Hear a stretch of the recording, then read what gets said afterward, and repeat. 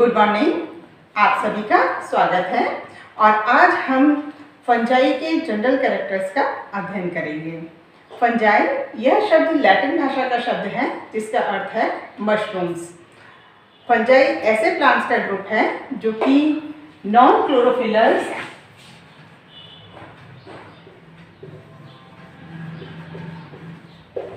Heterotrophic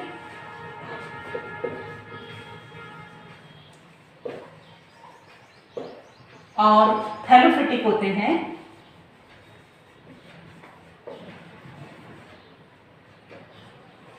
अर्थात इनमें chlorophyll नहीं पाया जाता, ये हरे नहीं होंगे और फोटोसिंथेसिस नहीं कर पाते।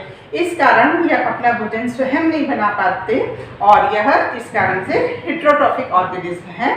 इनकी कंप्लीट प्लांट बॉडी थैलॉइड है, मीन्स इनमें रूट स्टेम और लीव्स जैसे स्ट्रक्चर्स नहीं मिलेंगे। पूरी प्लांट बॉडी पतले तंतुओं से मिलकर के बनी हुई होती है और इन पतले तंतुओं को हम हाइफी कहते हैं। हाइफी से बनी हुई यह प्लांट बॉडी माइसीलियम कहलाती है। अर्थात इनकी जो प्लांट बॉडी है इसका जो बेसिक स्ट्रक्चर हाइफी कहलाता है और इस कारण से फंजाई की प्लांट बॉडी है यह माइसीलियम कहलाती है। एंशिएंट टाइम से ही ह्यूमन बींग्स कई फंगल ओरिजिन की बीमारियों के बारे में जानते थे, जैसे रस्ट, स्मट, रॉट। इनके बारे में ह्यूमन को काफ़ी समय से जानकारी थी। और ओरिजिन यदि देखा जाए तो फॉसिल्स के आधार पर फंजाई डिगोनियन और प्रीकैम्बियम काल में भी पाई जाती थी। इसके अलावा कई फंगस ह्यूमन्स के द्वारा फूड और कैटल फीड उत्पादन में भी इस्तेमाल करी जाती थी। फंजाई के जनरल कैरेक्टर्स को हम देखते हैं। फर्स्ट हम इसके डिस्ट्रीब्यूशन के बारे में जाने। फंजाई अपने डिस्ट्रीब्यूशन के आधार पर कॉस्मोपॉलिटन है। कॉस्मोपॉलिटन है अर्थात यह सभी प्रकार के आवासों में पाई जाती है। Fresh water, marine water, terrestrial habitats, even air में भी फंगल स्पोर्स प्रेजेंट होते हैं। इसके अलावा पैरासाइट के रूप में अन्य एनिमल्स में, प्लांट्स में लगभग सभी प्रकार के ऐसे स्थान जहां पर कि जीवन संभव हो सकता है वहां पर फंजाई पाई जाती है। इस प्रकार से फंजाई सर्वव्यापी या कॉस्मोपॉलिटन होती है। प्लांट बॉडी इसकी जैसा कि आपको बताया था पतले तंतुओं से मिलकर के बनी हुई है, जिन तंतुओं को हम हाइफी कहते हैं। तो प्लांट बॉडी इसकी की जो तंतु पाए जाते हैं वह हाइफी कहलाते हैं और ये हाइफी मिलकर के माइसीलियम का फॉर्मेशन करते हैं। तो फंजाई की जो प्लांट बॉडी है वह माइसीलियम की बनी हुई होती है। माइसीलियम ब्रांच्ड, सेप्टेट, एसेप्टेट कई प्रकार की मिल सकती है। अगर माइसीलियम सिनोसिटिक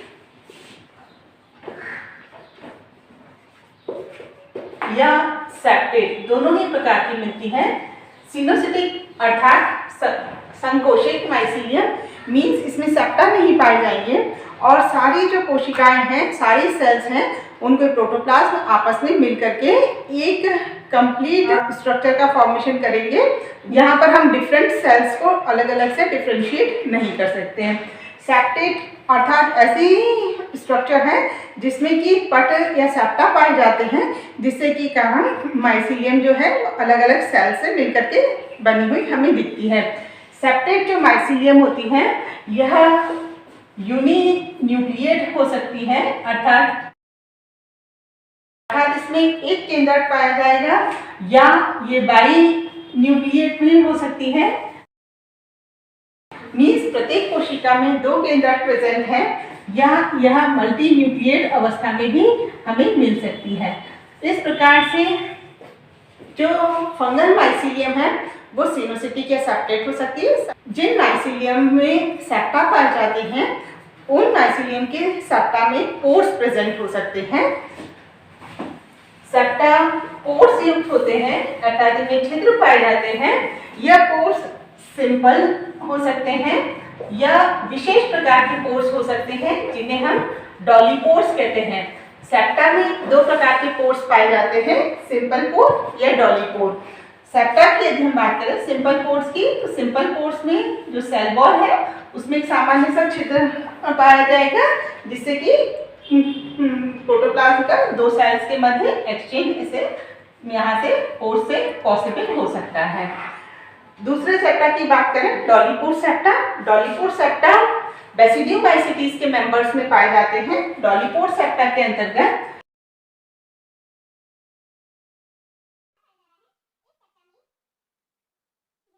पोर के स्थान पर जो सेल वॉल होती है वह मोटी फूली हुई हो जाती है और इसके चारों ओर एक अलग से पैरेंथोसोम पाई जाती है। यह पैरेंथोसोम यह डॉलीपोर को घेरे हुए रहेगी। पैरेंथोसोम में छोटे छिद्र पाए जाते हैं और इस पैरेंथोसोम के कारण यहाँ पर प्रोटोप्लास्ट के मूवमेंट को रेगुलेट किया जा सकता है। तो दो प्रकार के पोर्स मिल सकते हैं सेप्टा में, सिंपल पोर्स या डॉलीपोर। सेल वॉल फंजाई में सेल वॉल काइटिन की बनी हुई होती है। काइटिन जिसे कि फंगल सेलुलोज भी कहा जाता है, लेकिन स्लाइम मोल्ड्स ऐसी फंजाई हैं जिनमें की सेल वॉल एब्सेंट होती है, सेल वॉल नहीं पाई जाती, इसलिए स्लाइम मोल्ड्स का कोई बहुत निश्चित आकार नहीं होगा है। बाकी जितनी भी फंजाई हैं उनमें काइटिन की बनी हुई सेल वॉल पाई जाती है। ओमाइसीटीज के जो मेंबर्स हैं, ओमाइसीटीज के मेंबर्स में सेल वॉल सेलुलोज और ग्लूकेन से मिलकर के बनी हुई होती है। ग्लूकोज के पैलिनर्स को हम ग्लूकेन कहते हैं। तो ओमाइसीटीज के मेंबर्स में सेल वॉल सेलुलोज और ग्लूकेन की मिलकर के बनी हुई है। शेष सभी फंजाई में काइटिन की बनी हुई सेल वॉल पाई जाती है।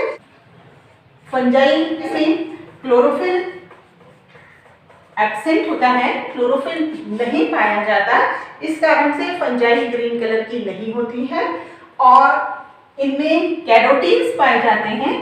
कभी कभी कैरोटीन्स की प्रेजेंस के कारण फंजाई में हमें कुछ विशेष रंग भी देखने को मिल सकते हैं। फंगल सेल्स होमोकैरियोटिक या हेट्रोकैरियोटिक हो सकते हैं।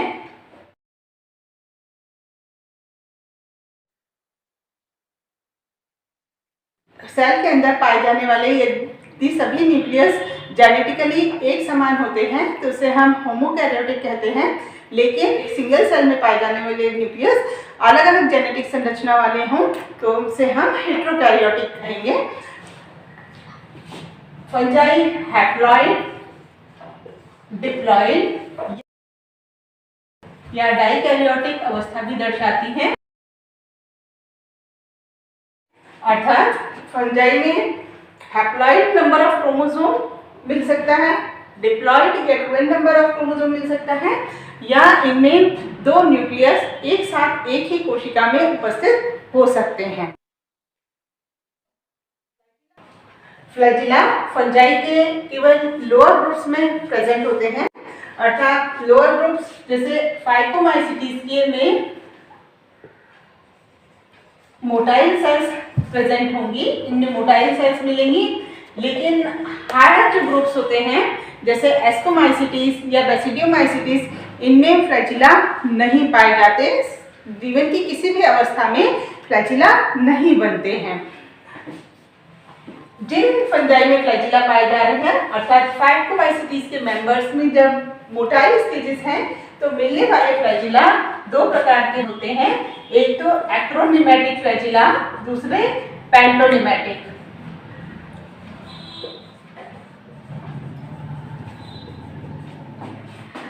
एक्रोनिमेटिक फ्लैजिला जिन्हें कि हम विप्लेट प्रकार के फ्लैजिला भी कहते हैं, यह फ्लैजिला होते हैं वो बिल्कुल स्मूथ होते हैं, इनके ऊपर कोई भी अदर स्ट्रक्चर नहीं पाया जाएगा।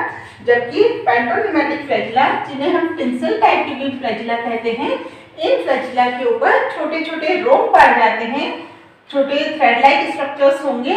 ये जो स्ट्रक्चर्स इन पे प्रेजेंट होते हैं इन्हें फ्लिमर्स कहा जाता है, या फ्लिमर्स युक्त जो फ्लैजिला है वो पेंटोनिमेटिक है और बिना फ्लिमर्स के जो फ्लैजिला है वो एक्रोनिमेटिक हैं। और इन फ्लैजिला का जो कॉन्स्टिट्यूशन है यह वह नॉर्मल फ्लैजिला की तरह 9+2 के अरेंजमेंट में हमें देखने को मिलता है। फंजाई में हाइफी मॉडिफाइड स्ट्रक्चर्स का फॉर्मेशन करती हैं। जो डिफरेंट टाइप के मॉडिफिकेशंस फंजाई में देखें तो फर्स्ट इनमें प्रोसेनकाइमा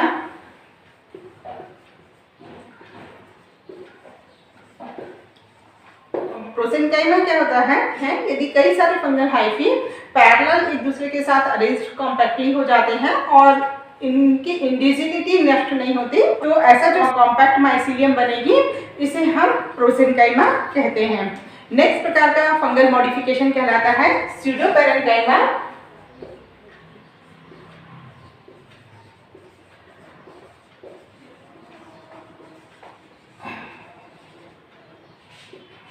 स्यूडोपेरेन्काइमा ऐसा फंगल मॉडिफिकेशन है जो कि हमें पेरेन्काइमेटस फील होता है, पेरेन्काइमेटस दिखेगा, जबकि वह विकसित पौधों की तरह ट्रू पेरेन्काइमा नहीं होता है। स्यूडोपेरेन्काइमा के फॉर्मेशन के अंतर्गत जो फंगल हाइफी हैं वह ज़्यादा इंटरवेंट हो जाते हैं और इस कारण से उनकी इंडिविजुअलिटी नष्ट हो जाती है और कई सारी हॉलो ट्यूब्स एक दूसरे के साथ इंटरवेंट दिखेंगी, तो ऐसे स्ट्रक्चर्स को हम स्यूडोपेरेन्काइमा कहते हैं। राइजोमॉर्फ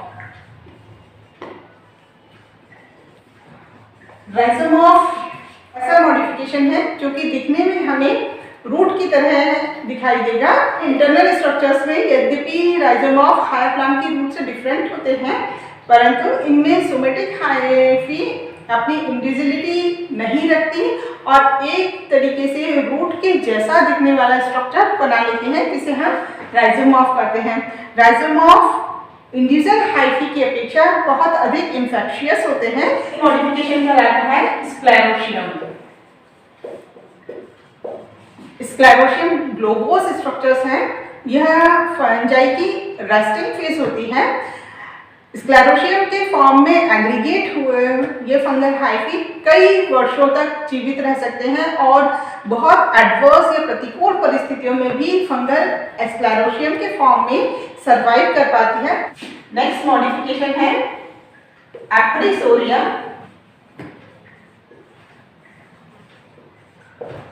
एप्रिसोरियम यह जो मॉडिफिकेशन होता है उसके जर्मिनेशन के समय है फंगल स्पोर्स जर्मिनेट करके जो जर्म ट्यूब बनाते हैं, मींस जैसे स्पोर है, यह स्पोर यदि जर्मिनेट करेगा तो इससे जर्म ट्यूब का फॉर्मेशन होगा और यह जर्म ट्यूब जब किसी पैरासाइट के ऊपर जर्मिनेट करती है तो स्टार्टिंग में पैरासाइट की सरफेस के ऊपर एक मोटा फुला हुआ सा स्ट्रक्चर बना लेगी जिसमें इस स्पोर के कंटेंट्स ट्रांसफर हो जाते हैं।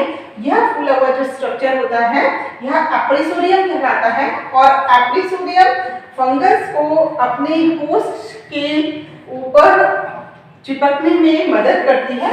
एप्रिसोरियम से निकलने वाले हाइफी अंदर जाकर के होस्ट पे इंफेक्शन करते हैं। अगला प्रकार का मॉडिफिकेशन कहलाता है हॉस्टोरियम। हॉस्टोरियम यह ऑब्लिगेट पैरासाइटिक जो फंगस है उनमें पाए जाते हैं। हॉस्टोरियम इंट्रासेल्युलर स्ट्रक्चर्स हैं, अर्थात होस्ट सेल के अंदर जाकर के पोषण को प्राप्त करते हैं। हॉस्टोरियम ब्रांच हो सकते हैं या फिंगर लाइक हो सकते हैं अपनी शेप में। इसके अलावा पैक लाइक या ग्लोबोस स्ट्रक्चर के फॉर्म में भी हमें हॉस्टोरियम देखने को मिल सकते हैं। हॉस्टोरियम उस सेल के अंदर प्रवेश करते हैं और वहां से विभिन्न पोषक पदार्थों को एब्जॉर्ब करने का कार्य करते हैं। हॉस्टोरियम में डिफरेंट टाइप के प्रोटीन या और कार्बोहाइड्रेट को डिग्रेड करने वाले एंजाइम्स भी पाए जाते हैं, जिससे कि जो होस्ट की सेल वॉल है वो सेल वॉल नष्ट हो सकती है और फंगस सेल के अंदर प्रवेश कर पाती है। Next fungal traps. Fungal traps या स्नार्स। अब फंगल ट्रैप्स क्या है? ये प्रीडेशियस फंजाई में पाए जाने वाले मॉडिफिकेशंस होते हैं। प्रीडेशियस फंजाई में जो फंजाई के हाइफी होते हैं बहुत स्टिकी हो जाते हैं और एक नेट या जाल टाइप का सा स्ट्रक्चर बना लेते हैं जो कि विभिन्न निमेटोड्स को ट्रैप करने का काम करता है। नेक्स्ट प्रकार का मॉडिफिकेशन कहलाएगा स्ट्रोमेटा। यह एक मैट्रस की जैसा मॉडिफिकेशन है हाइफी का, मैट्रेस टाइप का structure fungal hyphae somatic hyphae बना लेती है और इस स्ट्रक्चर के ऊपर फ्रूटिंग बॉडीज का फॉर्मेशन होता है।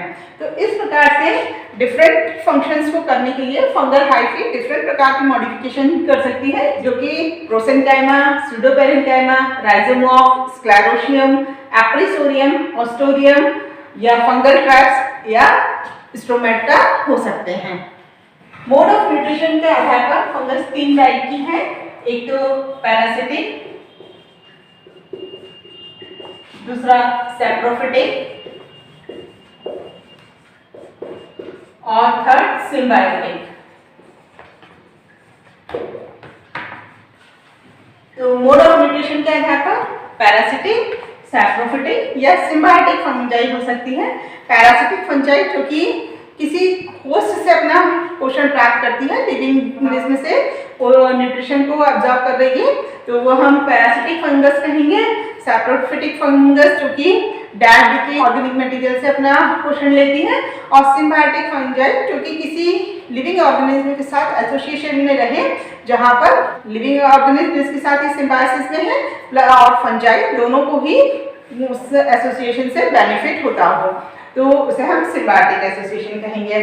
पैरासिटिक फंजाई जो कि होस्ट से पोषण प्राप्त कर रही है, ये निश्चित रूप से होस्ट में कोई ना कोई नेगेटिव इफेक्ट डालेगी। पैरासिटिक जो फंजाई होती हैं ये भी 2 टाइप की है, एक तो ऑब्लिगेट पैरासाइट्स,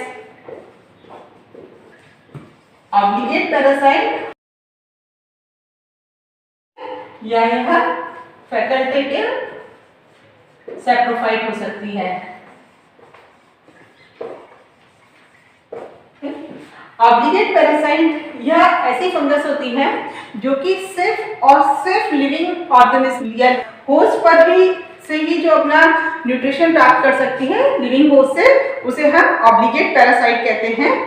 जबकि फैकल्टेटिव सैप्रोफाइट ऐसी फंगस होती हैं जो किसी लिविंग होस्ट से न्यूट्रिशन प्राप्त करती है, लेकिन लिविंग होस्ट की एब्सेंस में, लिविंग होस्ट उपलब्ध न होने की स्थिति में वो एक सैप्रोफाइट की तरह व्यवहार करेगी और डेड डिकेइंग ऑर्गेनिक मटेरियल से भी पोषण प्राप्त करने की क्षमता रखती है। ऑब्लिगेट पैरासाइट के एग्जाम्पल यदि हम देखें तो Puccinia fungus red rust of wheat नामक रोग उत्पन्न करती है, यह एक ऑब्लिगेट पैरासाइट होती है। जबकि फैकल्टेटिव सैप्रोफाइट के देखें तो अस्पिलैगो, जिसे जो कि स्मट ऑफ व्हीट नामक रोग उत्पन्न करती है, यह एक फैकल्टेटिव सैप्रोफाइट है। सैप्रोफिटिक फंजाई जो कि डेड डिकेइंग मटेरियल से अपना पोषण प्राप्त कर रही है, सैप्रोफिटिक फंजाई भी अगेन 2 टाइप की है, तो obligate saprophyte. Obligate saprophyte means ऐसी सैप्रोफिटिक फंजाई जो कि सिर्फ और सिर्फ डेड डिकेइंग मटेरियल से ही अपना पोषण प्राप्त कर सकती है, यह पैरासाइट के फॉर्म में नहीं हो सकती। और ऑब्लिगेट सैप्रोफाइट के एग्जांपल है म्यूकर म्यूसिडी।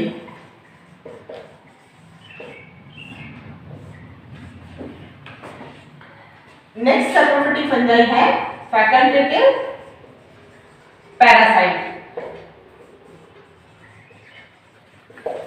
अब फैकल्टेटिव पैरासाइट ये ऐसे सैप्रोफिटिक फंजाई है जो basically dead decaying organic material से पोषण प्राप्त करती है, लेकिन in case dead decaying organic material उपलब्ध नहीं है और उसके स्थान पर लिविंग होस्ट प्रेजेंट है, तो यह एक पैरासाइट की तरह बिहेव करेगी और वह लिविंग होस्ट पर से भी अपना पोषण प्राप्त कर सकती है। इस प्रकार की फंजाई का एग्जाम्पल है फ्यूजेरिया,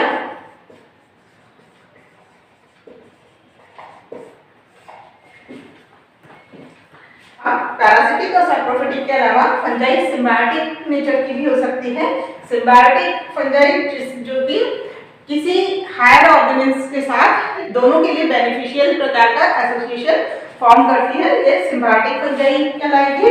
इस प्रकार के एसोसिएशन के एग्जांपल है लाइकेन, इसके अलावा माइकोराइजा। लाइकेन यह फंजाई और एल्गी का सिम्बायोटिक एसोसिएशन होता है ऐसे स्थानों पर जहां पर कि वाटर और मिनरल सॉल्ट्स कम मात्रा में होते हैं, वहाँ पर यह लाइकेन उग सकती हैं और ऐसे स्थानों पर मिनरल्स और वाटर का को एब्जॉर्ब करके फंजाई एल्गी को अवेलेबल कराती है और एल्गी उनसे फोटोसिंथेसिस के द्वारा जो फूड मटेरियल तैयार करती है वह फूड मटेरियल वह एल्गी फंजाई के साथ शेयर करती है। सिमिलरली माइकोराइजा हायर प्लांट्स की रूट्स के साथ फंजाई का यह एसोसिएशन मिनरल्स को एब्जॉर्ब करने में प्लांट की हेल्प करता है, वहीं प्लांट इसको पोषक पदार्थ और आवास अवेलेबल करा रहा होता है। अब फंजाई के उन कैरेक्टर्स को देखते हैं जो कि रिप्रोडक्शन से रिलेटेड होते हैं। यूकार्पिक और होलोकार्पिक फंजाई। अब यूकार्पिक और होलोकार्पिक फंजाई क्या होती है? फंजाई की जो वेजिटेटिव स्ट्रक्चर है, यदि कंप्लीट वेजिटेटिव माइसीलियम रिप्रोडक्शन में पार्टिसिपेट करती है तो ऐसी फंजाई होलोकार्पिक कहलाती है। अधिकतर यूनिसेलुलर यदि फंजाई है तो वो क्योंकि सिंगल सेल की बनी हुई है तो कंप्लीट माइसीलियम रिप्रोडक्शन में पार्टिसिपेट करेगा तो यह होलोकार्पिक फंजाई कहलाएगी। लेकिन यदि वेजिटेटिव माइसीलियम का कुछ भाग ही रिप्रोडक्शन में पार्टिसिपेट करता है तो ऐसी फंजाई यूकार्पिक फंजाई कहलाती है। फंजाई में वेजिटेटिव, एसेक्सुअल और सेक्सुअल तीनों ही प्रकार का रिप्रोडक्शन देखने को मिलता है। तो वेजिटेटिव रिप्रोडक्शन मोस्टली फ्रेगमेंटेशन के द्वारा होता है। फंगल हाइफी यदि डिफरेंट फ्रेगमेंट्स में टूट जाता है और अलग अलग फ्रेगमेंट्स नई माइसीलियम का फॉर्मेशन करते हैं तो यह जो मोड ऑफ रिप्रोडक्शन है यह फ्रेगमेंटेशन कहलाएगा। इसके अलावा वेजिटेटिव रिप्रोडक्शन फिजन द्वारा होता है। यूनिसेलुलर फंजाई में सिंगल सेल डिवाइड होकर के दो सेल्स का फॉर्मेशन करती है और यह फिजन कहलाती है। इसके अलावा बडिंग में माइटोसिस नहीं होता, मदर सेल के ऊपर छोटे सा बड लाइक स्ट्रक्चर का फॉर्मेशन हो जाता है जिसमें कि कुछ मात्रा में मदर सेल से न्यूक्लियस और बाकी प्रोटोप्लास्ट ट्रांसफर कर दिया जाता है तो बनने वाला जो स्ट्रक्चर होता है ये बड कहलाता है। बड की कंप्लीट चेन का फॉर्मेशन भी हो सकता है। बडिंग हमें सैकरोमाइसिस में देखने को मिलती है। इस प्रकार से फ्रेगमेंटेशन, फिजन या बडिंग के द्वारा फंजाई में वेजिटेटिव रिप्रोडक्शन होता है। एसेक्सुअल रिप्रोडक्शन यह कई प्रकार के स्पोर्स के द्वारा होता है। बहुत सारे तरह के स्पोर्स फंजाई में बनते हैं जैसे कि कोनिडिया, ऑइडिया, क्लेमाइडोस्पोर्स, एप्लेनोस्पोर्स, इसके अलावा ज़ूस्पोर्स। डिफरेंट टाइप के स्पोर्स के द्वारा फंजाई में एसेक्सुअल रिप्रोडक्शन पॉसिबल होता है। यह स्पोर्स एक्सोजीनस या एंडोजीनस दोनों ही प्रकार के ओरिजिन के होते हैं। एक्सोजीनस ओरिजिन भी स्पोर्स का हमें देखने को मिल सकता है और एंडोजीनस ओरिजिन भी हमें देखने को मिलता है। स्पोर्स के एंडोजीनस ओरिजिन से मतलब है कि जो बनने वाले स्पोर्स होते हैं वो स्पोरेंजिया के अंदर होंगे। स्पोरेंजिया के अंदर यदि स्पोर्स का फॉर्मेशन है तो हम उसे एंडोजीनस ओरिजिन कहते हैं और इस प्रकार का एंडोजीनस ओरिजिन हमें राइजोपस में स्पोर्स का एंडोजीनस ओरिजिन देखने को मिलता है। वहीं एक्सोजीनस जो स्पोर्स का फॉर्मेशन है वहाँ स्पोर्स स्पोरेंजिया के अंदर नहीं होते तो हमें ऐसे स्पोर्स के ओरिजिन को एक्सोजीनस कहते हैं। एक्सोजीनस ओरिजिन हमें एल्ब्यूको में देखने को मिलेगा। तो राइजोपस में जब स्पोर्स का फॉर्मेशन होता है तो राइजोपस में स्पोरेंजियोफोर के ऊपर स्पोरेंजिया बनती है। इसमें यहाँ नीचे कॉलीमेला होगा और ऊपर की तरफ यहाँ पर कई सारे स्पोर्स भरे हुए रहते हैं। इस प्रकार से जो स्पोरेंजिया के अंदर स्पोर्स है ये एंडोजीनस ओरिजिन की कहलाएंगे जैसे कि हमें देखने को मिला राइजोपस में। वहीं एल्ब्यूको में देखें तो एल्ब्यूको में कोनिडियोफोर का निर्माण होता है। यह कोनिडियोफोर वर्टिकली अरेंज्ड रहते हैं और इन कोनिडियोफोर के ऊपर एक संकीर्णन या कंस्ट्रक्शन बनने के कारण स्पोर्स का फॉर्मेशन होगा और यह स्पोर या ऊपर की तरफ बनेंगे। आप एक स्पोर के बनने के बाद नेक्स्ट जो स्पोर्स बनते हैं बनेगा वो स्पोर यहाँ नीचे की तरफ बनेगा और इस कारण से हमें इस प्रकार से अरेंज्ड कई सारे कोनिडिया एक श्रृंखला में देखने को मिलेंगे। ऊपर की तरफ बड़े कोनिडिया हैं, नीचे की तरफ छोटे कोनिडिया लगे हुए हैं। तो जो भी स्पोर्स बन रहे हैं वो या तो एंडोजीनस ओरिजिन के हो सकते हैं या एक्सोजीनस ओरिजिन के हो सकते हैं। एक्सोजीनस ओरिजिन में यदि स्पोर्स इस प्रकार से अरेंज है कि नीचे की तरफ हमें यंग स्पोर्स और ऊपर की तरफ हमें मैच्योर स्पोर्स देखने को मिलते हैं, तो लगने का यह क्रम बेसिपिटल सक्सेशन कहलाता है।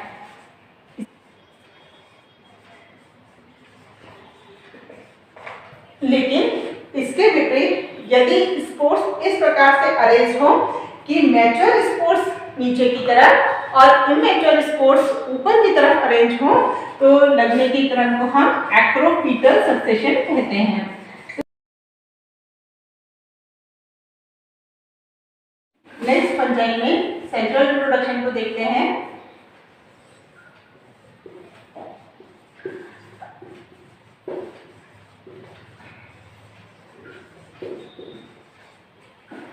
सेंट्रल रिप्रोडक्शन ड्यूटेरोमाइसीटीज के अलावा सभी ग्रुप्स की फंजाई में पाया जाता है।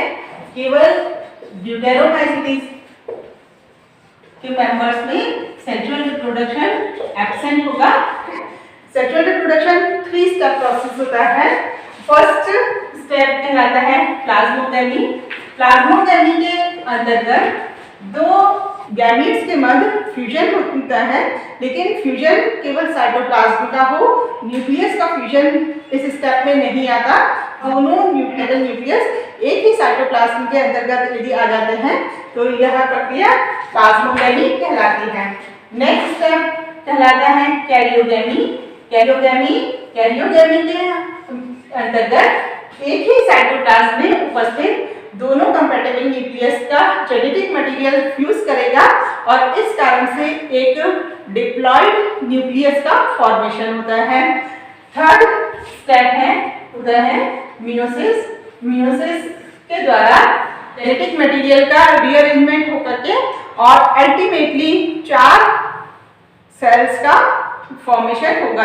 हर प्लांट्स में प्लाज्मोगैमी और कैरियोगैमी के मध्य टाइम इंटरवल नहीं होता। प्लाज्मोगैमी होने के साथ साथ ही कैरियोगैमी भी होती है, न्यूक्लियस का भी फ्यूजन हो जाता है।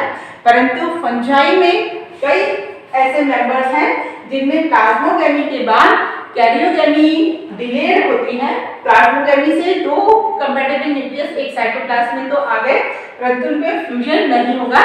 इस कारण से कैरियोगैमी के डिलेड होने के कारण एक ही साइटोप्लाज्म में 2 न्यूक्लियस उपस्थित होते हैं और यह अवस्था डाइकैरियोटिक फेज कहलाती है। और डाइकैरियोटिक फेज का फॉर्मेशन की प्रक्रिया को हम डाइकैरियोटाइजेशन कहते हैं। तो फंजाई में हमें डाइकैरियोटिक स्टेजेस भी देखने को मिलती है, जहां पर प्लाज्मोगैमी के बाद कैरियोगैमी डिलेड हो जाती है। सेक्सुअल रिप्रोडक्शन का प्रोसेस कई प्रकार से फंजाई में पॉसिबल होता है। फर्स्ट टाइप का प्रोसेस कहलाता है प्लानोगैमेटिक कॉपुलेशन। प्लानोगैमेटिक कॉपुलेशन में भाग लेने वाले जो दोनों गैमीट्स होते हैं वो दोनों गैमीट्स प्लानोगैमीट हैं, अर्थात मोटाइल गैमीट्स होते हैं। मोटाइल गैमीट्स के द्वारा होने वाला जो रिप्रोडक्शन होता है ये प्लानोगैमेटिक कॉपुलेशन कहलाता है। प्लानोगैमेटिक कॉपुलेशन में भाग लेने वाले गैमीट्स किस प्रकार के हैं, इसके आधार पर यह आइसोगेमस प्रकार का या एनाइसोगेमस प्रकार का हो या ओगेमस प्रकार का हो सकता है। रिप्रोडक्शन में भाग लेने वाले दोनों मोटाइल जो गैमीट्स हैं, ये गैमीट्स यदि अपनी फिजियोलॉजी और मॉर्फोलॉजी में बिल्कुल एक जैसे होते हैं तो रिप्रोडक्शन आइसोगेमस प्रकार का कहलाएगा। लेकिन यदि अपनी मॉर्फोलॉजी या फिजियोलॉजी में एक दूसरे से डिफरेंशिएटेड किए जा सकते हैं, एक दूसरे से अलग होते हैं, तो एनआइसोगैमस प्रकार का जनन कहलाएगा। और यदि रिप्रोडक्शन इस प्रकार का है कि फीमेल गैमेट नॉन मोटाइल और काफी बड़ा है और मेल गैमेट छोटा और मोटाइल है, तो रिप्रोडक्शन oogamous प्रकार का कहलाता है। नेक्स्ट रिप्रोडक्शन कहलाता है गैमेटेंजियल कॉन्टैक्ट।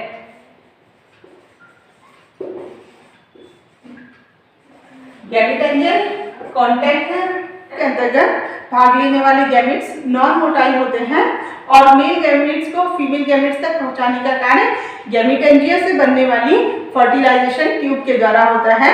गैमेटेंजिया क्लोज कांटेक्ट में आएंगी, लेकिन इन गैमेटेंजिया में फ्यूजन नहीं होता, बल्कि मेल गैमेटेंजिया से एक फर्टिलाइजेशन ट्यूब का निर्माण होगा और यह फर्टिलाइजेशन ट्यूब्स मेल गैमेट्स को फीमेल गैमेटेंजिया में ट्रांसफर करने का काम करती है, तो यह जनन गैमेटेंजियल कॉन्टैक्ट कहलाता है। गैमेटेंजियल कॉन्टैक्ट हमें एल्ब्यूगो में देखने को मिलता है। एल्ब्यूगो में जो फीमेल गैमेटेंजिया है वो राउंड स्फेरिकल होती है और इसमें जो एग सेल पाई जाएगी वह ओप्लाज्म के अंतर्गत होती है, जबकि पेरिप्लाज्म में न्यूक्लियाई नहीं होते। जो मेल गैमेटेंजिया है वो लंबी क्लब शेप्ड रहती है जिसमें बहुत सारे मेल गैमेट्स पाए जाते हैं। यहाँ मेल गैमेटेंजिया से फर्टिलाइजेशन ट्यूब का फॉर्मेशन होता है और यह फर्टिलाइजेशन ट्यूब मेल गैमेट्स को फीमेल गैमेट तक ट्रांसफर करने का कार्य करती है। नेक्स्ट प्रकार का रिप्रोडक्शन है गैमेटेंजियल कॉपुलेशन। गैमेटेंजियल कॉपुलेशन के अंतर्गत गैमेटेंजिया का खुद का फ्यूजन होता है। गैमेटेंजियल कॉपुलेशन म्यूकर में देखने को मिलता है। म्यूकर में प्रोगैमेटेंजिया का फॉर्मेशन होगा। इस प्रोगैमेटेंजिया के आगे के भाग में कई सारे न्यूक्लियाई आकर के इकट्ठे हो जाते हैं। दो प्रोगैमेटेंजिया जहां एक दूसरे के कांटेक्ट में आती हैं वहां पर इनकी कॉमन बॉन्ड डिसॉल्व हो जाती है और इस प्रकार से दोनों प्रोगैमेटेंजिया का जो अग्र भाग होता है वो एक दूसरे से फ्यूजन करता है और सारे न्यूक्लियाई हैं वो एक दूसरे के कांटेक्ट में आते हैं और इस प्रकार से क्योंकि ये गैमेटेंजिया का फ्यूजन है, यह प्रकार का जनन गैमेटेंजियल कॉपुलेशन कहलाता है।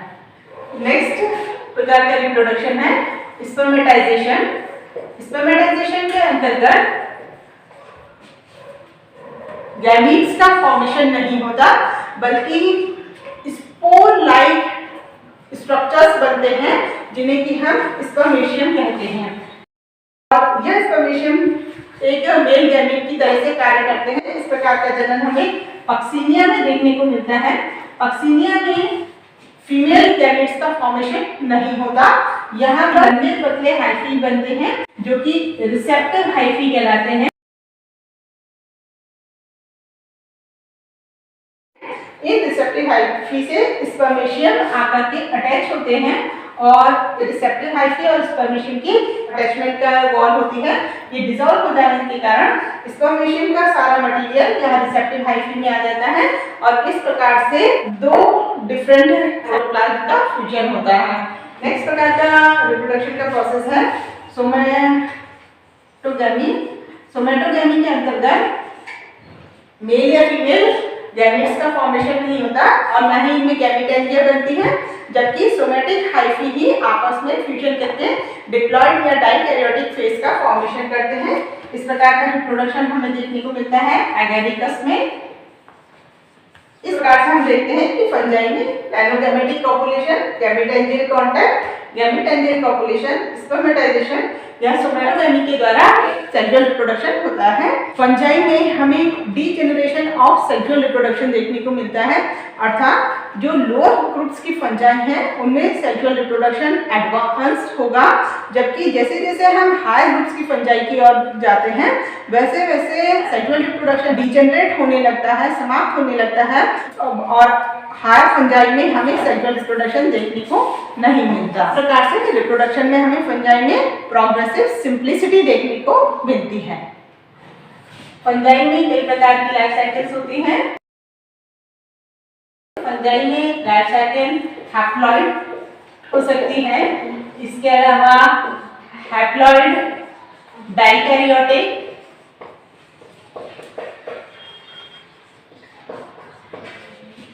हैप्लॉइड डिप्लॉइड टाइप की लाइफ साइकिल, डिप्लॉइड टाइप की लाइफ साइकिल या asexual, completely asexual life cycle देखने को मिल सकती है। इस प्रकार से आज हमने फंजाई के जनरल कैरेक्टर्स का अध्ययन किया। Thank you.